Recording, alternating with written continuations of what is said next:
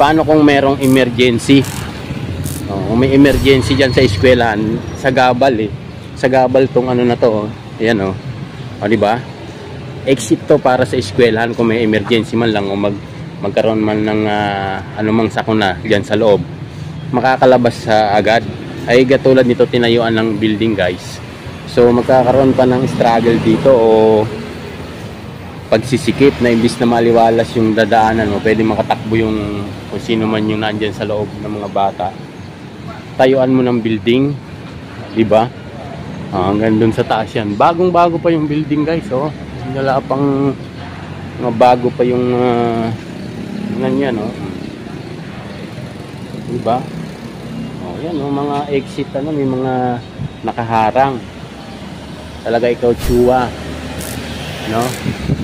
hindi ko alam kung saan nanggaling ang utak mo Patayuan mo ba naman yung itong daanan kasi ito ng tao guys imbis na dito sa karsada dumadaan yung tao, di ba? Ay dito na sa gilid ng mismong kalsada dumadaan. So sa gabal meron tayong mga obstruction.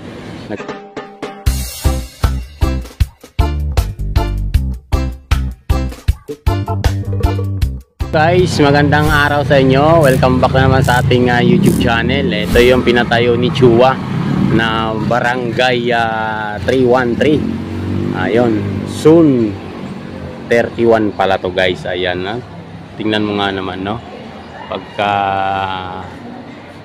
walang disiplina yung nagpatayo nito. Alam mo nang harap ng eskwelahan to Siyempre ang nito makaistorbo sa mga estudyante nung tinatayo itong building na to, diba? Kaya lang bakit nakapagpatayo ng ganito, na saan kumuha to ng permit para itayo to dito sa may gitna ng ito ng ibig sabihin kasama pa to sa eskwelahan. Ito daanan kasi to ng tao guys. Ito tingnan nyo, kung may building na ganito, diba, ang daan ng estudyante ng mga tao dito na sa mismong karsada, hindi na rito sa may platform na to para sa tao. Tingnan yung trabaho to ni Chua, kaya mga galit talaga dito si Yorme. Gilid pa ng eskwelahan, so nung tinatayo to dito maingay, tapos may mga nagkaklase dyan, nakakaistorbo pa to. Hindi natin alam kung paano to nakakuha ng permit building, kung sino man yung dating nakaupo dito ng alkalde ng Maynila, diba? Alak talaga ng... So yun guys, magandang araw muna sa inyo lahat. Ako muna si Joey Washington. Ito, balik na naman tayo. Umpisahan naman natin dito sa Metro Manila kay Yorme.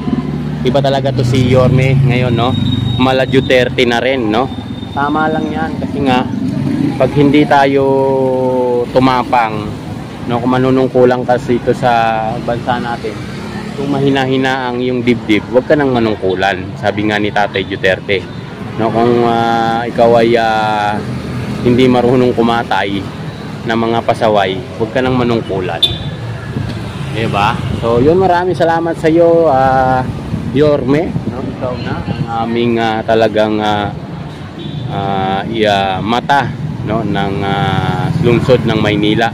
Nakikita natin kay Isko Moreno yung Mala Duterte at Mala Alfredo rin ng panahon nila dito guys sa Metro Manila, diba? Tingnan nyo, imbis na nadadaanan ng tao, nadadaanan ng ating mga kababayan, tinayuan ng isang building sa gitna ng pathway. So ayan, binakbak na ng mga kawani ng Metro Manila yung mga tigatibag ng building. Ayan, pinaumpisa na. Ayan, mukhang bago pa lang na gibain. Dapat pagka ginigiba to guys, merong dito, merong mga nakabantay para kasi delikado sa ating mga kababayan na makabagsak o makadisgrasya pa. Mantangwit, Ito mo, exit ng eskwelahan. Paano kung merong emergency? Kung may emergency dyan sa eskwelahan, sa gabal sa gabal tong na to, ayan diba? exit to para sa eskwelahan kung may emergency man lang o magkaroon man ng anumang sakuna diyan sa loob, makakalabas agad. Ay katulad nito, tinayuan ng building guys, so magkakaroon pa ng struggle dito o pagsisikip na imbis na maliwalas yung dadaanan mo, pwede makatakbo yung kung sino man yung nandyan sa loob ng mga bata. Tayuan mo ng building, di ba? Hanggang dun sa taas yan. Bagong bago pa yung building guys, oh. Wala pang mga bago pa yung ganyan, oh. Di ba? Oh, yan, oh, mga exit, may mga nakaharang. Talaga ikaw, Chua, no? Hindi ko alam kung saan nanggaling ang utak mo eh. Patayuan mo ba naman yung itong daanan? Daanan kasi ito ng tao guys eh. Imbis na dito sa karsada dumadaan yung tao, di ba? Ay dito na sa gilid ng mismong kalsada dumadaan. So sa gabal, meron tayong mga obstruction na ganitong building dito sa gitna ng island na to, di ba? Oh. Delikado kasi yan, mga ganyan, mga eskwelahan o pang publikong ospital. Hindi dapat, wala dapat mga obstruction na ganyan. O, kasi nga mga estudyante yan. O, di ba? Talaga ikaw, Chua, wala ka sa ayos eh. Tama lang yan na ni Mayor Isko Moreno. So ano bang street? Santo Duteo Jose Berto. Itong street na to, hindi. Ano yon? Doroteo Jose Street pala ito guys. Kaya lang hindi ko alam kung kung anong street to eh. May kabila. So ayan guys, maraming salamat sa inyong pagtitiwala sa ating YouTube channel. Ayan, kumuha tayo ng update dito sa pinagigiba ni Idol Yorme. So buo pa to, nasa gitna ng island. Diba? Nasa gitna ng island. Wala talaga sa ayos to si Chua eh. Diba? Eskwelahan yan, tapos patatayuan mo ng ganyan. Ano, eskwelahan yan guys, oh. Hindi na natin babanggitin kung anong eskwelahan yan. So ayan, yung pinag-iba na. Sana kung tingnan natin mamaya kung may darating ng mga demolition team dito. Ha? May bago to na eskwelahan doon sa kabila. Oo. Di ba may bago to, di ba? Eskwelahan. Ikaw lang dyan, nandito sila tumutan ng pabulyo. Yung Washington. So ayan guys, so, diba? Nakabalikan to ng demolition team. So abang-abang tayo dito guys, mamaya mag-conduct tayo ng live dito maya-maya, kuha lang tayo ng spot update na mamaya dadaanan din natin ng Divisoria. So ayan guys, pupunta doon sa may area. So ayan, bagong bakbak pa lang, bagong pa to, kumbaga sa basal na basal pa guys eh. Sariwang sariwa pa tong building, oh.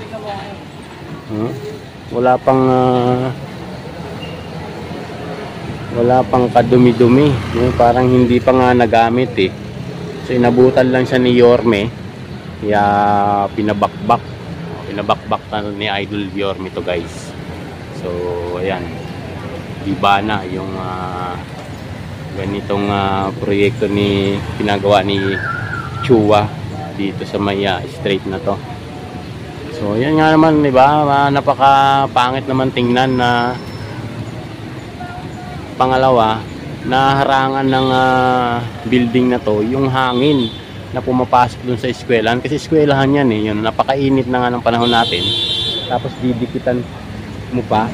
Ayan na boy, merong may dumating ng demolition team na babakbakin na naman, pinapaulit to ni Yorme.